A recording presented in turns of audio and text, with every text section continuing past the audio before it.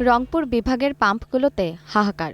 ঘণ্টার পর ঘণ্টা অপেক্ষা করেও মিলছে না পর্যাপ্ত তেল। ডিপো থেকে রেশনিং পদ্ধতিতে তেল সরবরাহ করায় কোনো পাম্পই ২-৩ ঘণ্টার বেশি খোলা থাকছে না। আবার দীর্ঘক্ষণ লাইনে দাঁড়িয়ে মিলছে মাত্র ২০০ টাকার তেল। পরিস্থিতি নিয়ন্ত্রণে পাম্পগুলোতে মোতায়েন করতে হয়েছে পুলিশ। ভোলার চিত্র আরও ভয়াবহ। সেখানে কৃত্রিম সংকট তৈরি করে ফায়দা লড়ছে অসাধু চক্র। পাম্পে তেল না থাকলেও ড্রাম ভর্তি তেল চলে যাচ্ছে কালোবাজারে। খোলা বাজারে প্রতি লিটার তেল বিক্রি হচ্ছে চড়া দামে।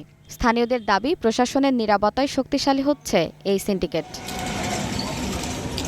ময়মনসিংহের ৫০টি পাম্পের মধ্যে অর্ধেকের বেশি এখন বন্ধ। বিশেষ করে পেট্রোল ও অকটেনের তীব্র ঘাটতিতে বিপাকে পড়েছেন চালকরা। অভিযোগ উঠেছে, ঘুষের বিনিময়ে ড্রাম ভর্তি তেল সংগ্রহ করে খোলা বাজারে ২০০ টাকা লিটার দরে বিক্রি করছে অসাধু ব্যবসায়ীরা। মধ্যপ্রাচ্যের অস্থিরতার প্রভাব দেশের বাজারে পড়ায় বড় ধরনের অচলাবস্থার আশঙ্কা করছেন সংশ্লিষ্টরা। দেশজুড়ে এই জ্বালানি সাশ্রয়ে কঠোর অবস্থান নিয়েছে সরকার। চাঁদপুরে সন্ধ্যায় মার্কেট বন্ধের সিদ্ধান্ত কার্যকর করতে মাঠে নেমেছে জেলা প্রশাসন। তবে ব্যবসায়ীদের দাবি, সময়সীমা অন্তত রাত ৯টা পর্যন্ত শিথিল করা হোক। জ্বালানি সংকটের এই ঢেউ কেবল সড়কেই সীমাবদ্ধ নেই, এর প্রভাব পড়তে শুরু করেছে নিত্যপণ্যের বাজারেও। সাধারণ মানুষের দাবি, সরবরাহ স্বাভাবিক করার পাশাপাশি কঠোর হাতে দমন করা হোক কালোবাজারি সিন্ডিকেটকে।